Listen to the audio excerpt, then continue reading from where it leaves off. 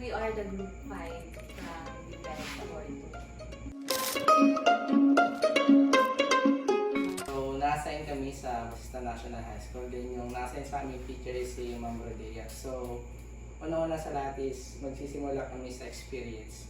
So, na-experience namin during her class sa lower section is parang mas handle siya sa mga estudyante kasi nga lower section yun din, mas kailangan niyang i-explain ng mas maigi yung topic niya o yung mga dinidiscuss niya sa harapan kasi nga mas mabagal yung adapt ng mga bata kapag lower section. Then also mas marami siyang mga examples para mas maintindihan pa ng mga estudyante na nasa lower section. So, na-observan ko naman kay Ma'am Rodea. Pagdating sa higher section is parang, ang sabi niya sa amin is, yung kunti lang yung engagement mo halos sa student kasi nga higher section. Once na nag-discuss ka or nag-lecture ka, ang gusto kasi nila daw dire-diretso. And para hindi nabibitin yung estudyante. And sa higher section din pala, once na nag-discuss na parang unti na lang yung mga questions or mga kasi nga madali nilang ma-adapt or matutunan yung tinuturo ni Ma'am Rodea. So, yun lang sa experience.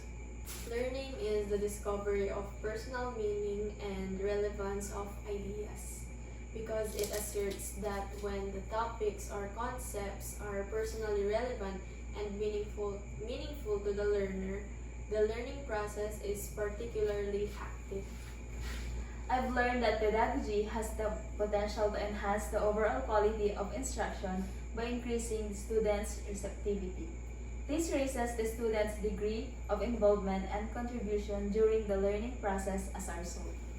A strong pedagogy facilitates instruction to students in a variety of learning modalities.